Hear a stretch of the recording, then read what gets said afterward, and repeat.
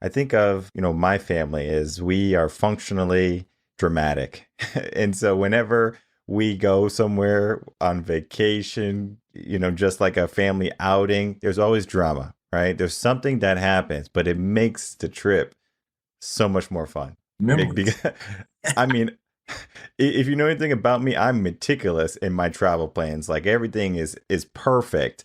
But then once I bring my family in the mix, no one knows what's going to happen.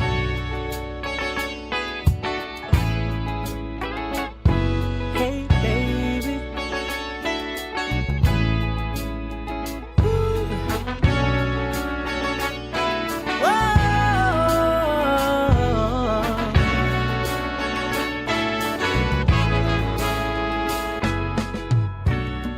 Can I tell you what's on my mind?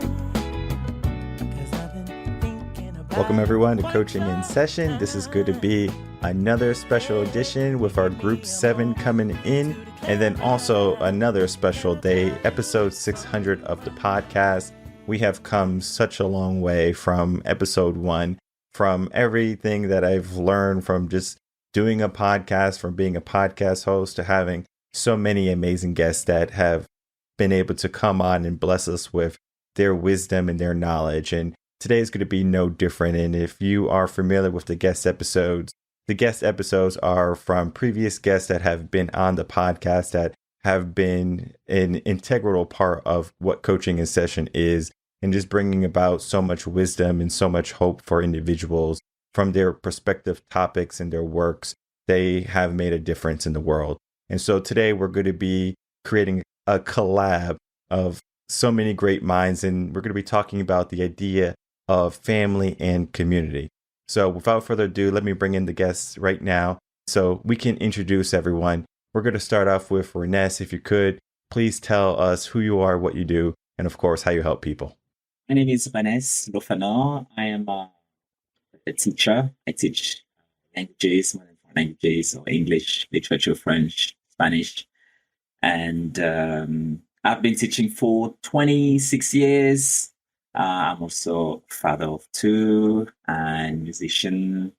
And so for me, the word family means a lot and probably different things to other people, but I'm sure we're going to meet up at some point in our definition of what family is.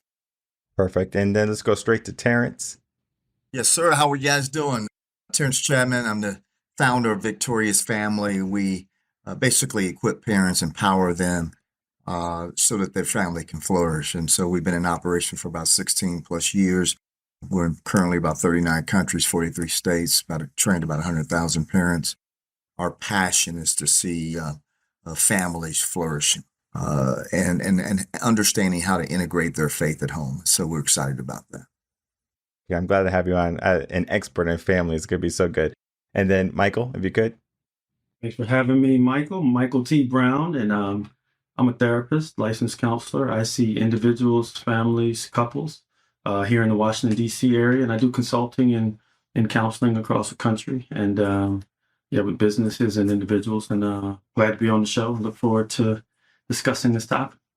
Excellent. And if you can just look at all of the jobs, we have an educator, we have someone who's not only in family helping people, but with the aspect of the spirit and belief. And then we have the maybe not the right term would be the medical side, right? The therapist side, looking at the mind and what can go wrong. And I know all of these are going to bring up like about a different thing or meaning for what family is. And so we can define family by many different things. Family can be blood. It could be people you have developed a deeper connection to. Community can be just the people that you are associated with. It could be your classmates. It could be maybe your following on social media. But if we really had to define the difference between family and community, what would that be? And so we're going to go with Renes again, starting you off. The difference between family and community.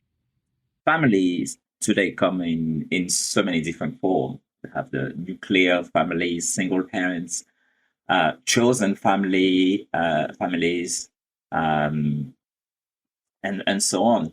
So, with regard to community, a community is we can say there isn't so much difference between the two, um, because of the fact that we need both of them to live, to feel whole. And I would, if I may quote what Jean-Paul Sartre said, that we need the other to feel that we exist. So our families, I would say, is more than just our biological family. So parents, brothers, sisters. Nowadays, these ones are those that we did not choose, but that we don't have to call our only family. I believe in the power or the need to make decision once you've grown, and to choose what you feel is good for you. And all that, by saying all that, I'm not saying to deny your one's biological family, because for me, my biological family means a lot to me. And I've got 6 siblings.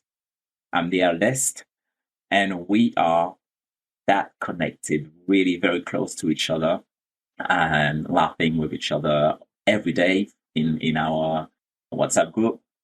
Community-wise, I am living in a city where I'm involved in many things, especially the music scene. It's a different vibe, but I can say that if I really need help with something serious, the family is what's gonna stand first to help. To me, that's what I would put first as the top priority in between the two. If I were to choose, there's no doubt that the family would come first. Yeah, I'm going to take it from the biological family, right? So we all have a mother and father. Whether we know them or not, we have a mother and father. We have siblings, and then we have an extended family. When I think about lineage, it's important to understand our lineage. Even if you come from a biblical standpoint, you look at Matthew, you look at other things, he looks at the lineage. And that's an important thing, especially when you look back into history. Your lineage has impacted your life one way or the other. And so I start there. Of course, we have caregivers, who may not be our biological parents or family, but yet we have been adopted or drafted into that family. So that's part of family. Whoever is providing for caregivers. In fact, we have a large number of young people being raised by their grandparents. And, without them, we wouldn't have the support that we need. Of course, there's step parents and things of that nature. I think Warren Buffett said something very well. He said, what's important when you think about family or just loved ones in general, if at the end of the day, when you think about your life and reflect on it, for those that you loved, do they love you in return? He called that a successful life. And so another part of family that I think about are those that have been put in my life to walk with and to love and to care for and so forth. That's part of family as well. That could be a community that I put that in a community category or family community where I have been given a special privilege and honor to walk alongside with people in my community, whether it may be. When we were growing up in Chicago, Illinois, and I'm sure across the country, we didn't have, we had several parents. We had Sister Sue down the street. We had all these people. I mean, by the time the news hit school, by the time you get home, everybody in the community knew about it. We didn't have neighborhood watchers. We didn't need them. We already had them built in. But, they were allowed to hold you accountable. They were allowed to speak into your life. You went down the street to get advice and get wisdom. And everyone in that community, we said it takes a community, it takes a tribe to really raise a child. And so I know I experienced that, and I'm sure you guys did as well. that many people invested in us, many people served us, many people loved us, cared for us. And so, but when I think about family, I really want to emphasize that there is a great need for our parents to invest in our life, especially the dads. I want the dads to know that there's never a time in a child's life that they don't crave your love. They crave the love of the father. And for those who miss that father love, they kind of get it from mom, they get that automatic. But those that miss that father's love, they crave it. And for those who didn't have it, they crave it and they try to replace it with something or someone else. It's the father's love is so critical, especially for a young man, but also for a young woman, because there's never a time in a child's life that they don't crave that love and affection from the father. The mother just kind of gets it, right? She just fits it in. So I do want to emphasize the great need for family, the great need for fatherhood, especially. And I want us to know that families become fragmented when it's missing the core components of it, when it's missing a mother, when it's missing a father, when it's missing key pieces to it. Young people, kids, they crave that absence. They crave it to be filled, and they will replace it with something. And what I'm praying is that it doesn't be filled with bicultural norms and what I call these artificial families or disillusioned families that may be friends of followers on social media. That can never replace the true family that you were born into. Perfect. And I can't wait to get into that. You brought up so many wonderful points. Michael, same question. That's good. When I think about family and community, family to me is where you call home. And, so often, right, our families get disrupted, whether it's, dealing with pain or trauma. We don't get to choose our parents, right? But we do get to choose how we're going to respond to what's been handed to us. Our community, right? Well, I love the African proverb, right, that says it takes a village to raise a child.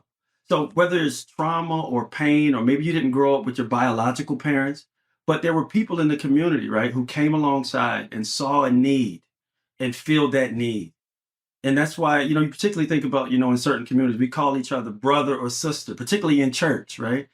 Brother so-and-so. There was somebody maybe in that community who saw a child and there was a need. So maybe somebody who's listening, they are not connected with a biological parent. Maybe they were raised by a grandma or an auntie, and that became their family. Or somebody may have come from a foster situation or adopted. And the people that they call home became that family. And even now with media, we can connect with people, right? And build out on that family, build out on that community. I think about Dr. King, who talked about, that beloved community, right? And it helped paint a picture of how we can be successful. And that often had times has to do with our mental, our physical, our emotional, and our spiritual health. And if we can focus on those areas and find coaches, mentors, leaders, teachers, like gentlemen on this call, right? We got folks in education, dealing with parenting. You, Michael, right? Using the media platform to get messages out. That all can be a part of that beloved community. Finding people who want to come alongside us and help us to be successful. I think of how I do the group episodes of the podcast. Sometimes I do, like I mix men and women together. Sometimes I don't. For a conversation like this, I say, yeah, sure. I can get some women in here and they can talk about family and community. But I was looking for gentlemen that not only was in this line of work, but then also were from a culture that is struggling at some point sometimes when it comes to family. And I think of my own family. My father, he was raised by a single mom and he never knew his dad. Eventually, like when he was older, he knew about his father, but he gave himself the mindset of, you're dead to me. I don't want anything to do with you. And so my dad was a bad boy, always getting in fights, all in and out of jail, drinking and all this stuff, right? Still a good man.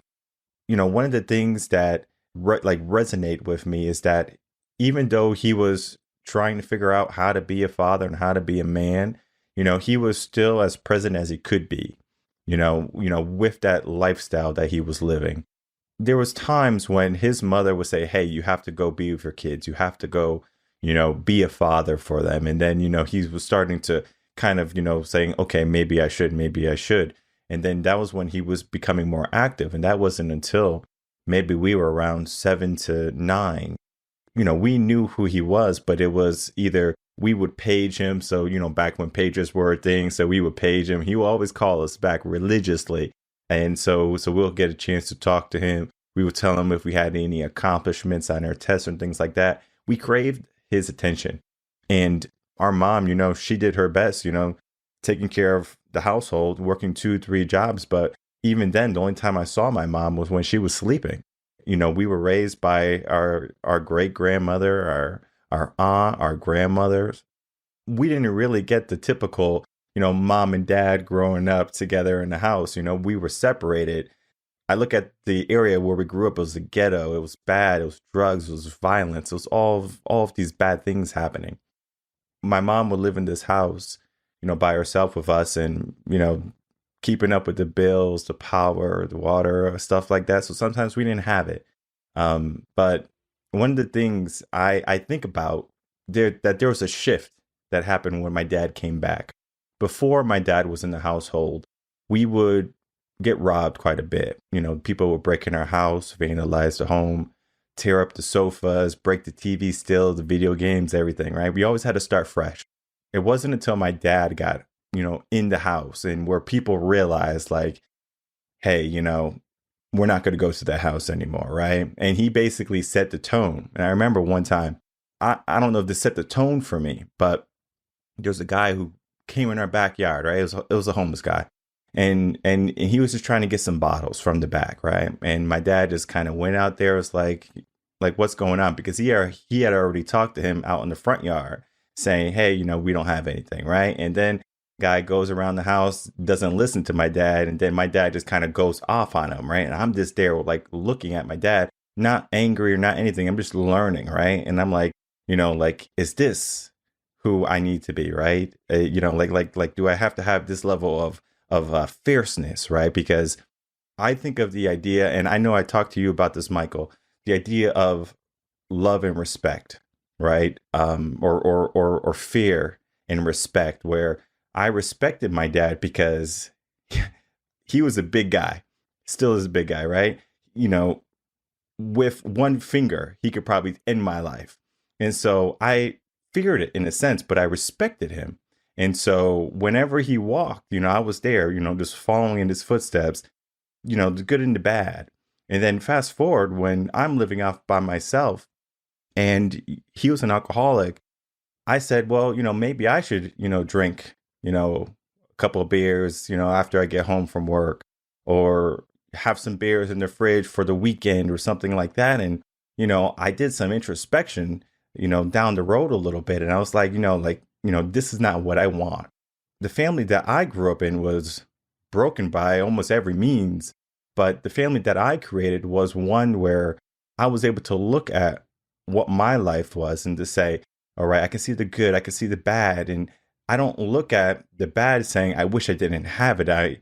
I'm happy that I had it so I can see it. I can say, hey, I see that bad. And I think sometimes people, they get caught up in the bad family members or in the bad moments of their communities or whatever it be, and they detest it. And they say that I don't want this in my life. And so what they do is they go down a road of maybe having their own family and not allowing their family to have those hardships, because my son will probably never have to deal with no lights in the house or no water in the house or people breaking in the house. Like he probably will never have to deal that. So then I think of, am I doing him a disservice by giving him a safe world to live in? And I think of like Dubai. Dubai is a very safe city. And there's men who are fathers, they would say, I wouldn't want my kids to live in Dubai because they are not going to be able to see the hardships of what family is. And we know that family can have ups and downs. It can have good moments and bad moments. And so when we look at the dynamic of what family is, the good and the bad, should people be looking at the good only, or should be looking at the the bad as something that can embellish them later on in life, and then to kind of pass the stories on, even the stories of bad, and not be shy about them, right? To not, be so put off by what made them great, or what made them who they are today. And so I would love to, pass this to Michael to kind of start us off with, this idea of, the good and the bad of family, and should we look at it as a whole for just the good, the bad, or a blend of the two? Michael, I appreciate you sharing some of your story. They're very transparent. So many nuggets there that you laid out. You talked about love, respect, and fear. I think in many ways our family can teach us what to do and what not to do. What's healthy, what's not healthy. Dad was good at this. He might not have been so good at that. And I liked how you shouted out your dad and you pointed out what he did do right, even though he might not have had it all together, even though he had challenges, even though he may have been substance abuse. It sounded like he had resilience and he kept fighting. And somebody listening may need to hear that, right? You might not have it all together, but you love your kids and you want to be involved in your children's life. Start somewhere. Terence talked about it, right? That craving for dad. And if there's barriers to entry, will you navigate that? Will you keep fighting? Because the children are watching the fight as well. It's interesting. Children will tell you that. They'll tell the adult parent that. Dad, did you fight for me? Well, your mom this, or your dad that, or I didn't have no money. Did you navigate? How much fight did you have in you? So, no, we're not doing a disservice by setting the stage for a better generation. Primarily, it's a good thing that your children won't have to worry about the lights not being on. I'm sure they'll appreciate that, right? Yeah. So no, but I think there's one author who talked about the power of broke. There's a certain resilience and a toughness and a grit you get when you have to work for something. LeBron James' children might not grow up like he did, but they can still be hungry, right? There was a Cosby Show episode, I think, where Cosby said, "I'm rich, you're not," right? So we can still challenge our children to be better and not have a worse, stage of life for them. We work hard to position them, but still keep them hungry, still keep them ambitious. And your dad coming into the home did bring that sense of safety and security, right? You learned what it was like to have both sides. And that's your testimony. Our children's testimony might look different, but they're going to have their own set of challenges. Our job is not to have them reintroduce our problems to them, but to help them navigate theirs. And we can start from where we are. We can meet people where they are. I was picturing myself and my sons after my divorce with my ex-wife. One thing I absolutely did not want to happen was not to be in my children's life. It's 2 boys, by the way, that I have. And so I did everything I could to have full custody, which I did. But after 2 days of thinking, I managed to put my, let's say, resentment aside and to see at what's good for my sons. They need the mother as much as they need me. So I took the decision to share the custody equally between me and the mother. But I was fully still involved in the life until today. And I dare to say that unfortunately or fortunately, in everything that happened that is negative in my life, I always look at the positive side. And that's something that's a mentality I have built over time, to look at the other side of anything, any situation, especially if it's seemingly a negative situation. I'm going to see what can I gain from it that could be positive. So all that to say that the positive thing that that happened after the divorce is that my bond with my children became so much stronger, because I could do the things that I always wanted to do with them as a man which I did not have, I was not fully able to do with the mother.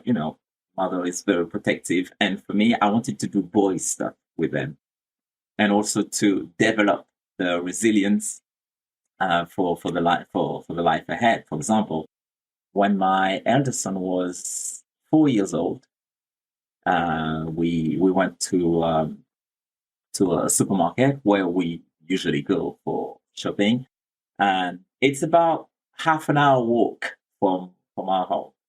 So after the leaving the supermarket, I said to him, "Franz, you are going to walk us home.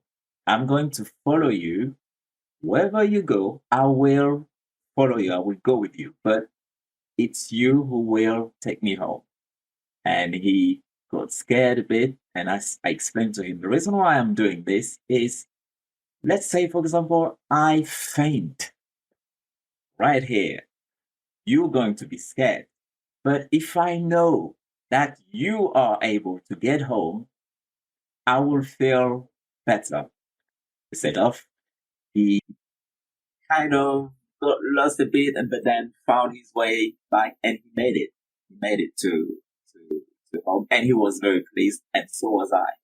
And so that's one thing that I find really amazing with my son. And we made lots of movies. We wrote the script, and today they are 20 in their 20s. We have like loads of movies that we watch at Christmas time together. I mean, I couldn't be happier as a father. I would obviously have preferred it to be all of us together as a full unit. But if it's like that, and if it had to be like that, then so be it. But I managed to make the most of it. So the presence of a father, like Michael mentioned it, and you as well, both Michael, sorry, is, to me, it's paramount. I have seen in my childhood, which was in Haiti, how important the presence of the father is. I was lucky to have both my parents with me, 7 children altogether. We were raised like in the military. Really, we had to respect anyone, everyone. You would never dare to say a misplaced word to any stranger, random stranger. You would be smacked by anyone. The community as well was there to help. So, was some of the friends I had whose father was not present, that was a different story. Awesome, man. I love the discussions and what's been shared. One of the things I would share is that family or parenting is not about perfection. It's about love. And love is about a commitment. And that commitment is one that we need to make as parents. And we need to rekindle what I call the very cornerstone of society, which is family. And as parents step up, whether father or mothers, to demonstrate that love that child so desperately needs and will seek out. We as parents have an awesome privilege, but yet responsibility to invest in our kids, to serve our kids, to sacrifice for our kids, to love our kids, to be there for our kids. Sometimes it's just be accessible. Whether you're poor or rich, have a little, don't have much, we all can be loved in a way that is substantial. And, it's like the late Frankie Beverly said, there's joy and pain. There's joy and pain in life. I don't care where you come from, when you were born, there's joy and pain. And how do we lift those times of joy, but also, realize those areas of pain and to grow from that. I mean, Michael, you grew, and we all grew out of some form of, I call, valley or pain. And we learned from that, and we modified ourselves and our life. And now you want a better life. Every parent wants a better life for their children than what they had. Our parents died for us to have a better life than what we had. So that's because there was a love and there was a commitment to family. And you know, when I look at this, I think it's an awesome privilege to be a father, a husband, to be a grandfather, and to see, you know, I would just say when I look back on the lineage of Christ, you don't see a perfect family. I mean, you have look at that mixture for those who believe you don't see a perfect family, but what you do see is a lineage that can never be separated. It's a lineage that has roots. It's a lineage that has impacted your life, good, bad, or indifferent. And I don't think you can ever, whether you knew your father or mother or didn't know your father or mother, you can never detach from the lineage. Even if you don't know your mother or father, you can't detach. They have shaped you. They have shaped your DNA. They have shaped some of the ways that you function and think and so forth, and things that you crave. You'll never be able to distance yourself from your lineage. And so I would say, to the degree that you can learn the good, the bad, the indifference of who you are, and then your future, you know, your presence and your future will shape who you become. But you can't change who you are and where you come from. That is a root that is strong. And so I would just say that family is not about perfection. It's about love. And we are to love one another. We are to love each other, and we are to love our children as Christ has loved us. And then you're born into a new family. If that's the side, if you become a believer, you're born into a new family, new citizen, a new father that's even greater than everything else. And so to get to know that father is beyond all measure.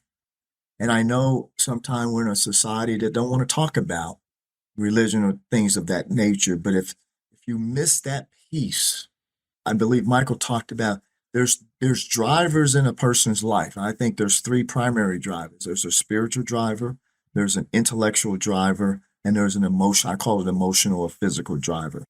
If any of those drivers are off kilter, or intellectual is outpacing spiritual, emotional is outpacing spiritual, your life is off kilter.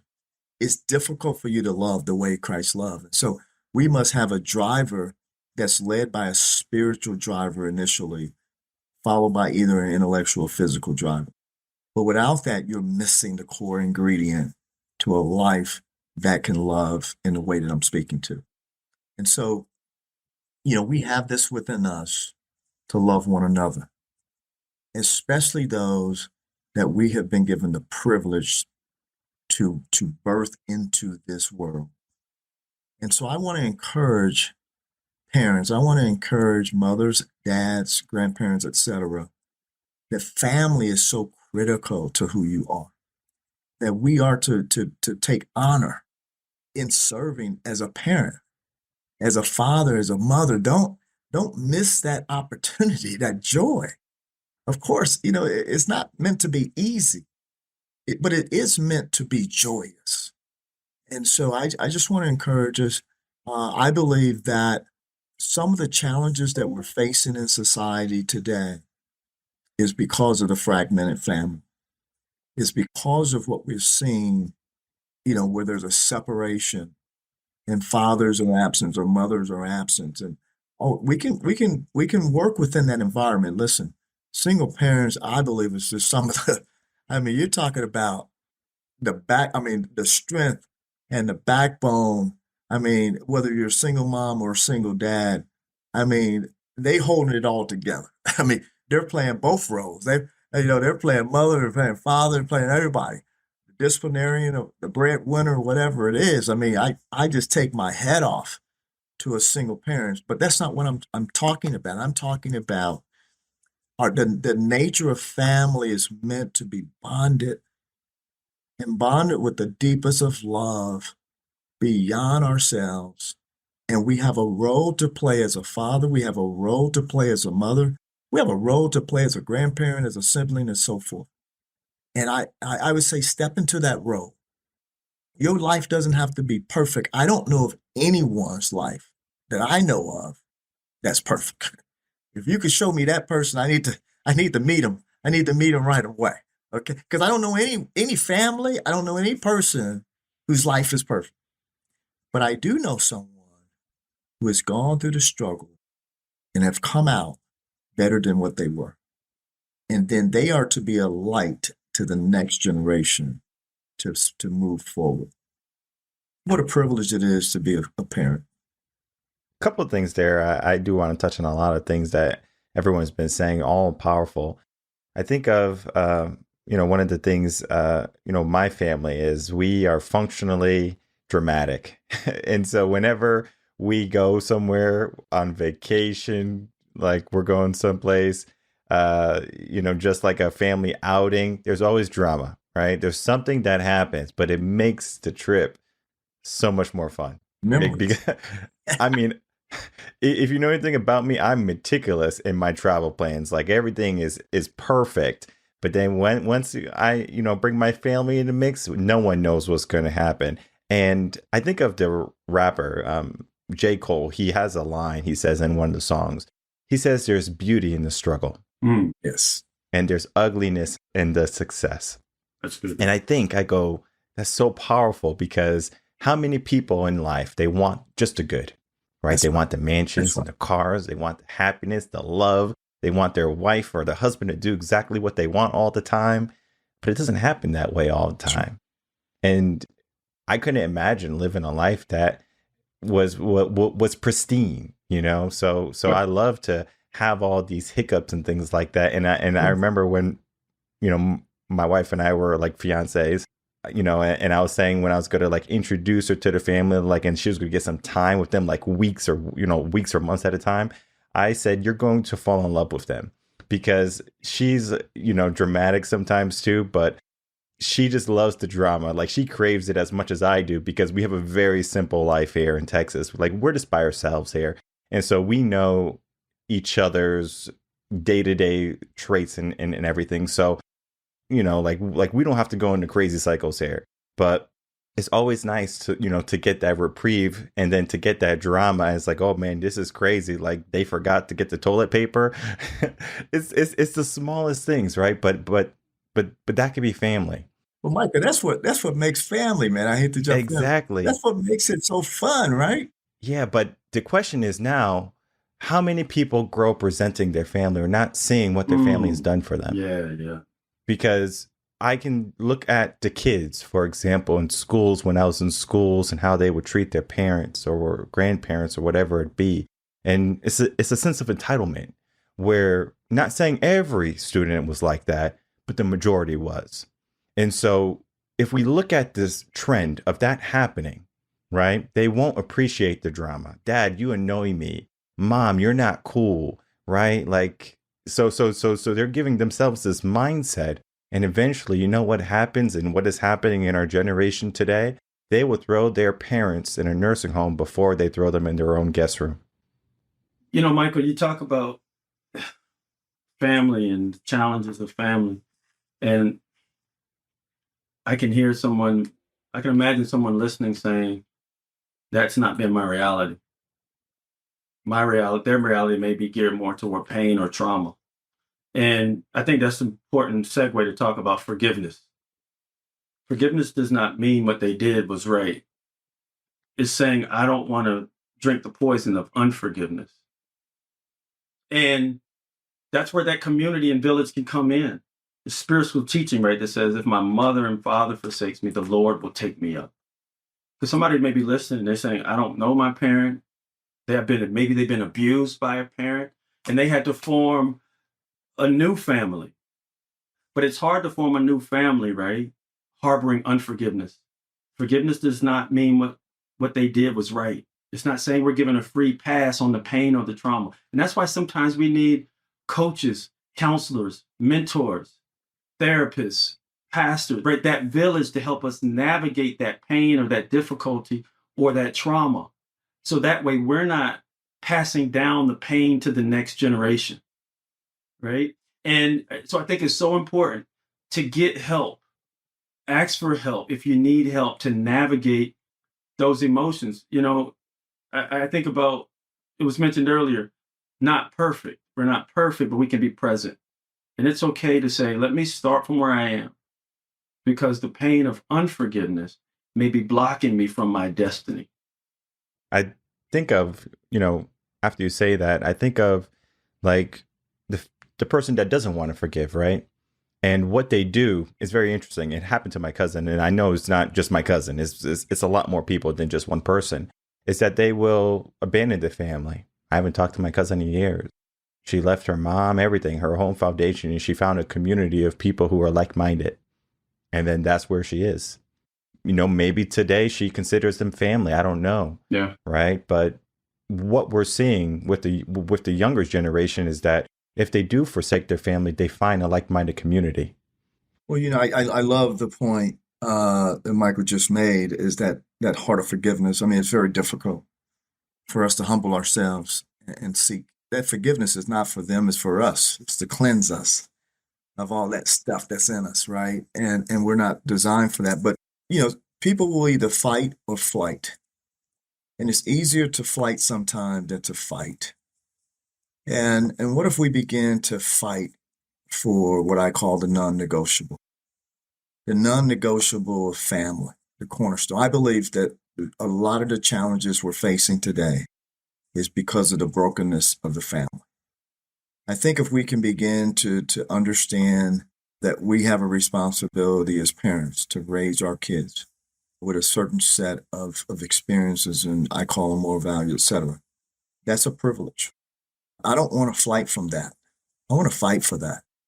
I want to fight for those things that I birthed into this world, that I've given life to.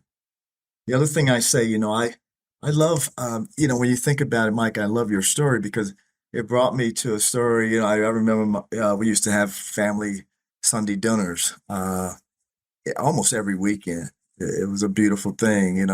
Grandma would call us over the house. She cooked up, for 1,000 people, although there was just a few people. She didn't know how to cook for a few. And Pops, he's the barbecue king. He whipped up whatever on the barbecue. And we knew that, hey, I had a couple of uncles. We just knew that given enough time in Chicago and its politics and everything else, given enough time, there was going to be some healthy debate. There was going to be some healthy discussion. And Pops and one of them was going to get into it. Pops was real quiet, but once she stepped on his toe a couple of too many times, he'd jump in, right? Mm-hmm. And we just knew it, right? Even to this day, when I think about 30, 40 years ago, it's still funny to me. It's funny to see family, but then what would they do? They come back, hug each other, love it. Hey, man, I love you. We can't just dismiss who we are and what family is about. You see, we can do that with strangers. We can do that with this community. We can just say, hey, you know what? We're going to flight from that. We'll never see you again. But it's more difficult to do that with our own family. Even if you didn't grow up with your parents, there's still something that's missing that you crave. Regardless of who your father or mother is, you crave them. And so I just want to encourage us to fight and not flight for that in which I believe is special. It's something that I don't just dismiss it as community. I think a family is something special, and it's worth fighting for. It's worth forgiveness over. It's worth loving. And I just think if we can take that position. And finally, I think about who's having the greatest influence on our life. As a parent, have you abdicated that to someone else? Have you abdicated that to schools, camps, friends, community, social media, technology? Who's having the greatest influence on you and your child? And I just hope that although I know that my kids have multiple, mediums of influence, my prayer is that I would be influential in their life, that I would have some impact. You talked about with love and respect. We might be missing that now, that reverence for motherhood and fatherhood. Today, our young people, they marry around 28 years old. They're marrying a little later, but that is a cycle, actually. Sometime we go to that cycle of 28, sometime we go back to that cycle of 22. That's been a cycle, by the way, for the last century. But what happens is once we dismiss, I think we've lost the reverence for marriage. And I want to encourage us not to lose that reverence, not to lose that, because it is a core of who we are, guys. I mean, we're not born to have to function that way as a family. We're born as a family to function as with a husband and a wife and children. Now, of course, things don't operate like that today in a large percentage, but that's also where you'll find some great pain. That's when you keep these other guys busy on the couch and you keep that treatment going with anxiety and depression, which is all-time high, because they're missing a core of who they are. So let's fight for this, what I call non-negotiable. As parents, it's a special privilege and honor to raise children. If you father them, raise them. Talking about the influence that we have, or we're supposed to have, on our children, I was shocked when my son one day sent me a link to go on YouTube for music. So I clicked on it, and what was it? That was a music by Stevie Wonder. So what? He's listening to Stevie Wonder now? And then the next day, a link of music by Bob Marley, another one by Haitian band. Wow. I was shocked to point, but shocked positively, because whenever we are in the car, I would put those my soul music, my funk music, and salsa or Haitian compa, etc. And whenever him or his little brother had the opportunity to change the music and put the radio on, to listen to the pop music, they would take that chance and put it. So I would never suspect them to listen to, let alone to share with me those music that I used to make them listen to in our childhood. And now that's the only thing they listen to, all those classic music and films that I used to watch when I was when they were younger.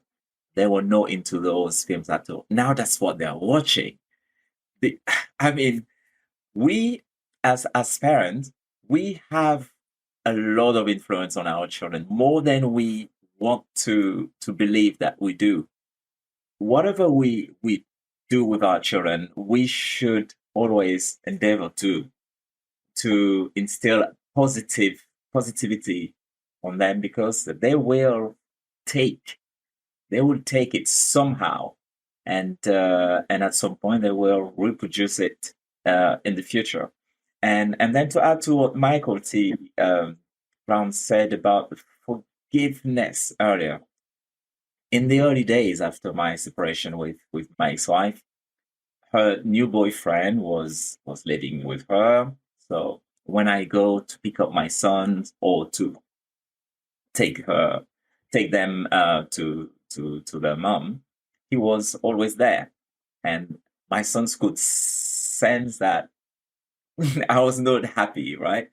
To see another man being in the house where my children are living.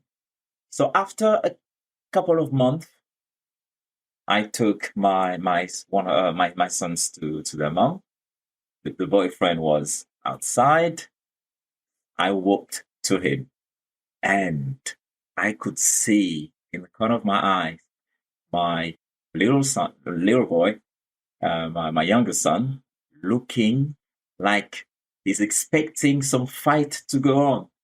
As I got to the boyfriend, I gave him a hand, and I shook hands with him. I said, "Good luck. Let's, you living under the same roof as my children, and they have not told me anything negative about you. So thank you for being good to them, and that's life." And that guy, he shed tears in front of me. I was not expecting that. And my son witnessed this. And to me, that was a great example. I was not expecting it to be an example. I just did it because I wanted to get that over and move on. But then, yeah, I realized that was actually a very powerful example of forgiveness to show my sons. So forgiveness is as important because they were now part of his family, whether I wanted it or not. And he's been good to them. Renee, I appreciate you sharing that example because it shows how, right, our children are watching us. They're watching us in how we handle adversity when things don't go well. And sometimes one of the greatest things we can teach our children, right, is how we recover when we mess up. I heard it put this way, don't show me your stars until you show me your scars. Sometimes we want to, sugarcoat our own experiences to maybe make our example look good, when oftentimes what our children need is our testimony. Our testimonies of when we didn't handle things well. When we apologize to them. Son, daughter, maybe I mishandled you in this moment. Or I didn't behave the best on the road there, right? Whatever it is that they see in us, because sometimes I think there's a gap. And Michael, and we talked about this when we met, in our conversation, right? Sometimes the gap that exists between generations. Who's going to close the gap? Sometimes we speak about our youth as if we're not parenting them. Okay. I started as a school counselor. So I started by hearing what the children had to say about what was going on in their life and in their reality. And oftentimes, they're going to shoot straight. This is how my dad was with me. This is how my mom was with me. This is how my stepdad was. Renee just gave a great example there, right? He shouted him out for being a good influence in the home. And I point to the scripture that, in Malachi, it talks about he will turn the hearts of fathers back to their children and the hearts of the children back to their fathers, so that I will not come and strike the land with complete destruction. When we turn our hearts to our children, Terence talked about it, right? The fight. Some things are worth fighting for. And again, I come back to that point. Maybe we haven't dotted every I, crossed every T. But if you got children out there, find them, but they might find you. And you ought to be able to say, right? I just can't show you my stars, but I can show you my scars. Renee's example of the music, that when we expose children to certain things, they're going to pick up on it. So that's a good question as parents, right? To constantly look at, what am I presenting in front of them that they're going to pick up on? One of the great ways to do that is through servant leadership, right? The greatest among you shall be your servant. And not everybody's going to have their name put up in lights, right? I think about the people who came before us, our great-grandparents, those who didn't have platforms like we're on now, who made sacrifices so that we can have a platform like this to say, let's make the generations better. So we might not have our name written in a bulletin board, but that mom who's out there, you're writing your name on the heart of that child. You may raise up a child that may raise up 1 million. The legacy, the impact that we make, starting in the home with those around us, can go so far.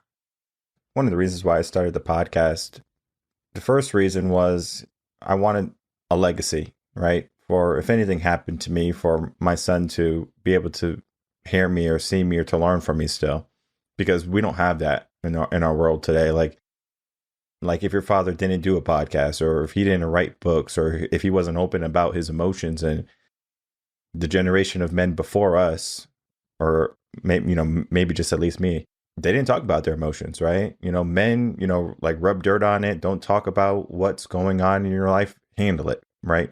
Deal with it. Here is a platform to not only talk through or what has happened in your life, but to give yourself a mindset that there's another option, right? There is always the alternative. So if things are not going good now, you can make some changes. But this is not just for my son. This is for all the young men too, who may not have fathers, right? I got 3 great men in this room with me, right?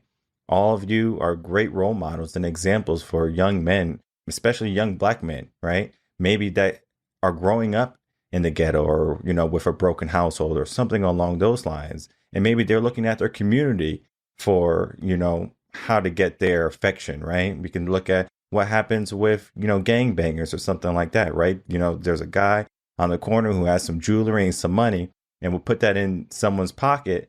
And then now they're like, okay, this is nice, right? Because I didn't have anything before. And so that little enticement can turn someone saying, you know what, I'm going to, stay with these groups of individuals, even though we can look at the statistics, because you can go to Google and look at it and say, is this a good choice? Is this something that we should be looking at? And if it's not, then we need to figure out what would be the better alternative. And so I was like, let me create coaching in session. Like, let me create a podcast where people can turn into, they can get what they need. They don't have to listen to every episode. They just take what they need. Coaching in a session is a buffet. We have 600 episodes today. You can literally go into any search of any of our podcast stations, even YouTube, type in what you need, and you're going to get exactly that. And so we talk about so many topics. It's just a wide breadth in what life is. And family, I believe, is the most important part. And I think of marriage because I know Terence brought it up. When I wanted to get married, I wanted to make sure that the person that I was going to marry was going to be someone I wouldn't be adverse to having a family with, beginning a family with. And I think of my time before marriage. I was going dates 4 times a week. Thursday, Friday, Saturday, Sundays, different girls too. It's not the same girl. So that can get pretty expensive, Michael. It was terrible. It was terrible. And then I was like, what's going on, with these women? I just wasn't finding the click for family. Then I finally found someone. And it's funny, like I tell people on the podcast, especially young men that I speak with, how to find the woman, because they're always asking me about kids and stuff like that. I tell them this. I said, it's easy to have a child with a woman. It's more difficult to have a child with the right woman. They're like, oh, that makes sense. And then they're like, how do you know you found the right woman? I say, the woman that you ultimately find is a woman that will appreciate everything that you are and everything that you have become. Someone that seems so familiar to you that you might have said like, how do you know this much about me, right? It's someone who paid attention, like looks at you. And I believe that's what family is, right? Family can look at you so much better than the community can look at you, right? Because my followers can maybe see something I do, and maybe I say something negative one day. I can lose hundreds, if not thousands of followers on any respective platform. And they can say, oh, well, Michael said something crazy. Look what happened with the whole Snow White debacle when she was talking about Palestine, right? Millions of dollars in revenue lost for Disney just because of an opinion, right? So communities can be very, quick to throw you to the side. But I'm sure her family's not going to say, sweetheart, you were talking about this, you're disowned, you can't come to Thanksgiving. I'm sure they're not saying that to her. But yet it seems like that is so vivid. As we begin to wrap up, of course, we're going to get some final thoughts and everything. But the idea of family being the legacy, right? Family being that long-term thing we should be looking at. Because if we ask anyone, can you name your great-grandfather? They probably can't. And so, some ideas of how we can keep on with the legacy. I know I have the podcast here, but if you have any other ideas of how people can, remain intact to their family and their history. No, that's great. And I love your story, those teachable moments. And I'll quickly comment when you talk about finding that perfect mate, just finding a perfect relationship, period. Think about the age and stage of our kids. When they're young, we want to love them, show them as much affection as you can, 0 to 5. Just love them to death, spoil them, whatever, it's fine. When they get to about 6 to 10, they need affirmation. They need to understand purpose. A lot of our kids may not understand that they have a purpose in life, and affirm that. Keep affirming that you mean something. You have a purpose and so forth. When they get to about 10 to 15, they're starting to express themselves, right? And they're searching for community. They're looking for fun or joy or whatever. They're looking to to establish their own little personality and everything. And as they get a little older, they want that independence, although they can't be. But, we all think we're independent. They don't want to be like your father Chevrolet. They want to be different. Even if they love their father Chevrolet, they still want to be a little different. They don't want to be like mom and dad. They want you to drop them off around the corner and be a little different, right? When they're coming to their own person. Think about those attributes of love, affirmation, and all of that. That's what we crave. But one of the things I would say, and we teach parents to do this, I think is very critical. I don't want your story to die with you. One of the things that our ancestors did, they told the story. Back then, our great grandmothers and so forth, they didn't have birth certificates. They didn't have the things that you and I have today, because they were not allowed to have that. They weren't citizens, if you will. But they told the story, and they kept the lineage in the family by telling stories for generations. And we're to tell the story. And I try to encourage parents to write that story down. It's a great story. Their life is a great book. Back in the day, we used to videotape it on VHS, and you young folks probably saying, what's a VHS? But, we used to put it on that VHS, and we used to hear the stories of our parents, our grandparents, and so forth. Now you can put it on digital, right?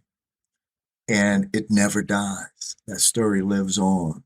Write a book about it. Write a small 2-3 pages.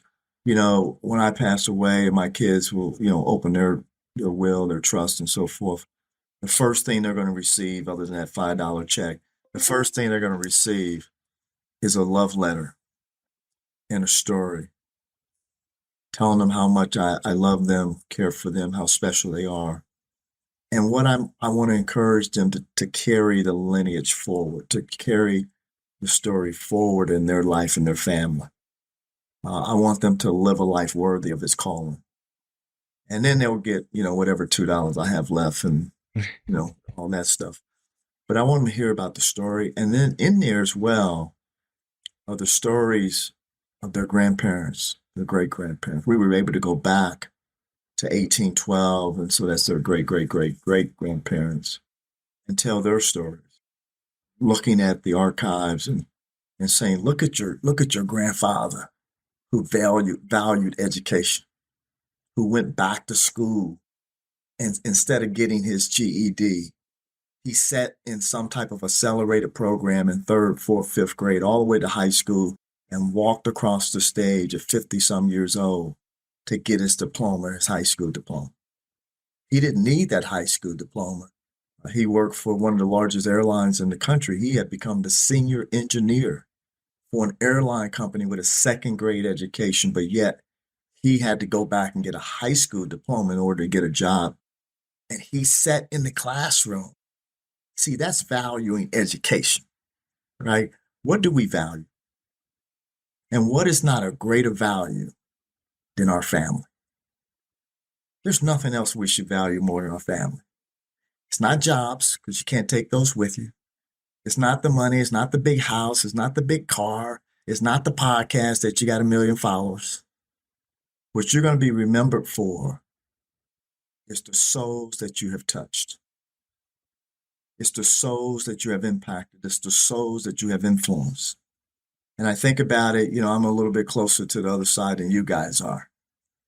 But I think about it, the greatest legacy I can leave for me as a father, I'm not saying this for everybody, just for me, is that my children will know who Christ is and what he's done. It's the greatest legacy I can leave. And he says for me to train and instruct them into who he is. That's Ephesians 6:4. And so that's the greatest legacy I can leave as a dad, as a husband, as a father, as a grandfather, so that generations upon generations will know who he is and what he's done. And that Pops walked alongside of Christ and has righteousness and will be together. We'll be together for eternity. Really good. I think a spiritual legacy is important. And one way to keep the legacy going, the impact going, is by the lives we live now. To think about how we define success. To miss success is to miss our purpose. miss our purpose, right, is to miss what true success is. So as a parent, what am I doing in the big three categories for our mental, our physical, and our spiritual health? Are we teaching our children by what we do and by how we live? When someone say, I can't leave a perfect example, that's okay. We can leave an imperfect example, but they can see the grit, the fight, the determination in us. Having family meetings, having a safe space for children to be able to talk helps keep legacy going. The storytelling helps keep legacy going. Family reunions, if all possible, right? Get-togethers, cookouts, outings, anything like that supports the family. Church is a great place, right?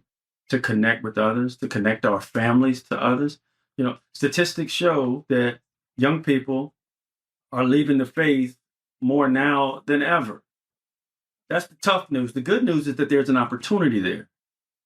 There's an opportunity to not just, I heard it put this way. The best sermon you can hear oftentimes, right? Not what's said, but what's shown. It's better to see a sermon than hear a sermon every day, right? You get the opportunity to live an example in these areas and to help teach and train the next generation. And there's a great opportunity there. There's a great opportunity to heal, to forgive, and to do our part. Just to stand up and do our part in whatever way we can, right? To teach, instill, and inspire the next generation. That's what I would impart. Jump on what Michael said. Within that toughness of seeing youngsters leaving the church, leaving families, there is opportunity. So you are focusing on the positive side of things, which I mentioned earlier as well. For me, I try to do things for my sons to see. Ever since that day, I noticed how my youngest child reacted to the way I behaved to the stepfather.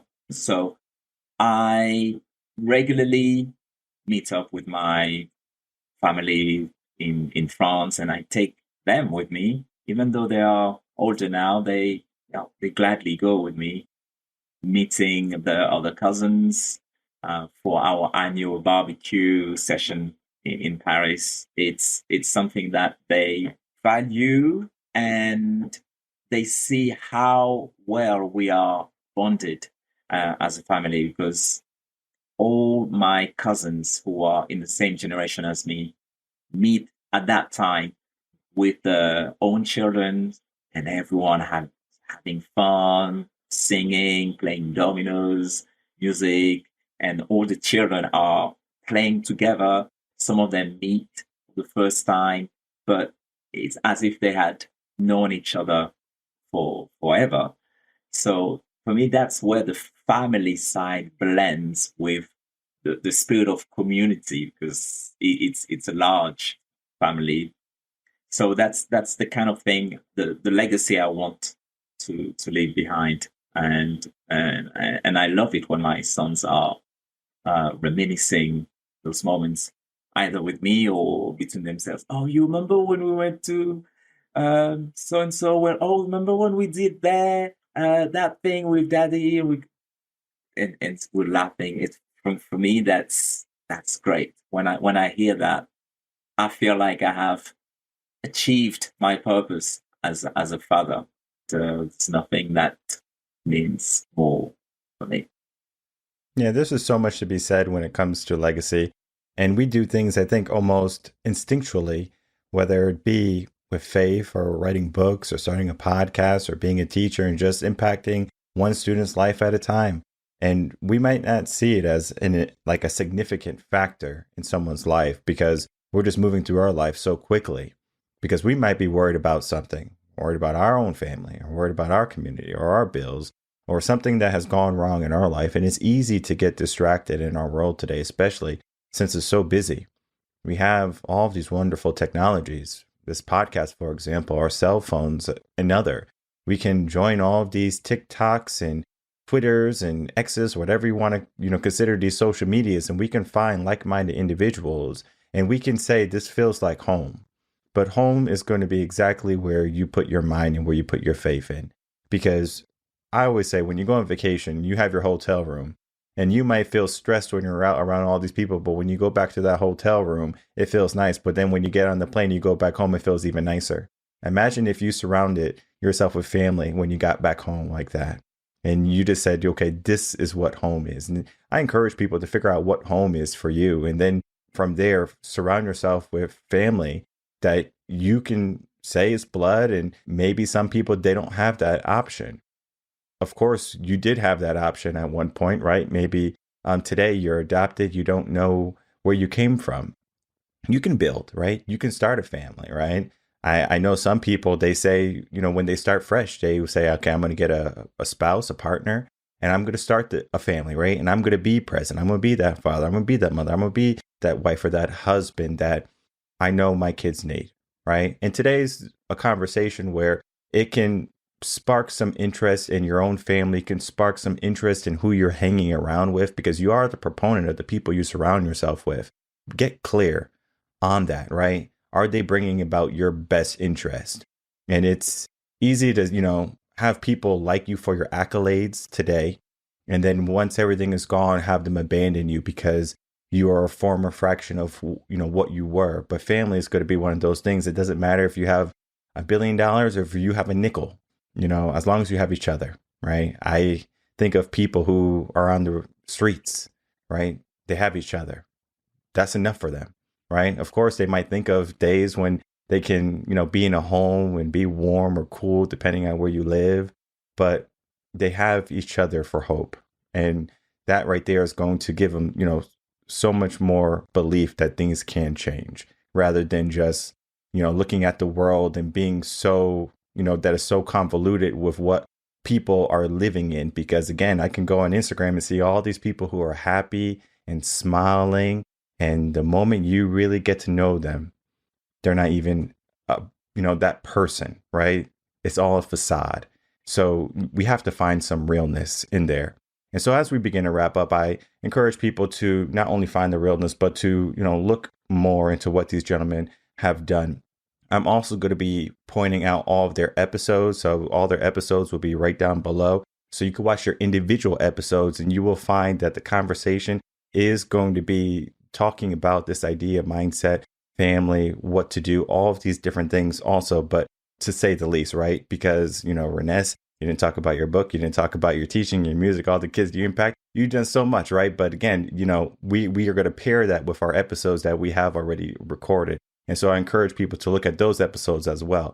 But as we go, we're going to just kind of go around the room, get some final thoughts, and then please tell everyone where they can find you, best social medias, emails, whatever you want to give anyone if they want to reach out to you, if they resonated with what you said and they want to maybe look at the next steps. So we'll begin with Renes, then we'll go Michael, and then Terence to finish up. First of all, thank you for the invitation. That was a nice surprise. I was not expecting this at all. And it's a pleasure to meet you, Michael Brown, and Terence as well, and to share this moment with you. So people can find me on Instagram, Facebook, or just by typing my name on Google search, Renes Lophanor, and that will lead you to my website. And for anyone who fancy sending me a line to find out about my book or about my teaching or anything else that I do, you can send me an email at reneslophanor.com. Excellent. I can be found on Twitter, formerly known as X, at mtbrown98. My website, brownsleadership.com. I do speaking engagements as well. And or if people want to contact me directly, they can reach me at email at brownsleadership.com. And look forward to connecting with your audience and being of help as we can. And Michael, thank you for sharing this platform, fellow guests. Nice connecting with you and sharing these topics. My closing thought would be to point back to purpose, right? God created family for a purpose, right? To give us that grounding, that security, that love, that support, that energy to help us flourish, to ultimately point back to Him, to please Him. So for those who may be struggling with this idea of family, it might not be resonating with you, because we know, right? Family can be difficult. I call family the gymnasium, right? That helps us learn about relationships. And sometimes that gymnasium can be pretty tough and pretty intense. But there's people alongside who may be able to help coach you, to help challenge you, to help just give you a safe space to share what you're going through. So I encourage folks to find the purpose, their own personal purpose, but also their purpose within their families, because the need is so great. And again, thank you for sharing this platform. Yeah, Michael, I echo that, and just what an honor it is to come on with you, brother, and just hear the stories of these great guys and hear your story. I love that idea around purpose, and I think it's spot on. I think it was Mark Twain that said there's two great days in life: the day that you were born, and then the second day is when you find out why you were born, what your purpose is in life. And every day we write a chapter in our life. And the question is what's going to be the ending? None of us know the end date of our life. And so every day, just write another chapter. Every day, and you write that chapter, not necessarily by physically writing it, just how you live and how you love, how you care for people. I know my kids, out of all the things I've done, they don't care about any of that. They don't even know what it is. I mean, I'm like, what about that time I was leading, $30 billion for Coca-Cola? They don't care. They don't even know about it. You know what they care about? They care about, hey, Dad was hanging out with him at the ballpark, or Dad did this and Dad bought him an ice cream cone. Stuff that I don't think about that is important, is so important to them, is more important to them than anything I've ever done. And so, as a person says, they want to know how much, not how much you know, but how much you care. And they want to know that you care for them and love them. And so you can find us at our website, victoriousfamily.org. And of course, we're on all the social media. And we just want to see strong, healthy, flourishing families. And I'm not ready to accept that we should give up on what we believe as the traditional family. And that is a husband and a wife and child. And in any form, we have a responsibility. But I believe it's a great honor and privilege to raise kids, especially if we can raise them not by perfection, but with love. The same love that the Father demonstrated to us. It's a love, as my brother said, of forgiveness. It's a love of just great caring. It's a love where we're accessible, we're available. It's a love that we're speaking into their life every day. So just love. People say, well, what's the secret sauce? Love well. Parents, whatever just love well. And it'll all be fine. And as I said earlier, all their links and all their socials will be right down below. And I encourage everyone to just send them an email, just a contact, and just have a conversation, right? Maybe something's going on in your family, or maybe they said something and it resonated with you because you had a similar situation. Get a good understanding of what people are capable of, and people are meant to work together. I know we live in this world where we feel like we can do everything by ourselves, but I bring this up all the time, and it's so true. You go to the grocery store, you didn't grow those, produce, or you didn't box those macaroni and cheeses, right? But yet you eat them like you own them, right? Because you bought them, because you trade some time for some money. But yet, all the things that are around us, the homes that you're living in, the roads that you drive on, is because of people. And so we do have to get back to being human again. Again, technology is a great thing, but we need to find connection. And I believe the first place we should find connection is within our families. Depending on where you are right now, it might seem or be dire, but there's always going to be a way out if you give yourself that mindset. So I do want to thank you, gentlemen, for coming on, spending some time, again, talking about your work, and then joining me on this conversation of family and community today. Thank you. Thank you.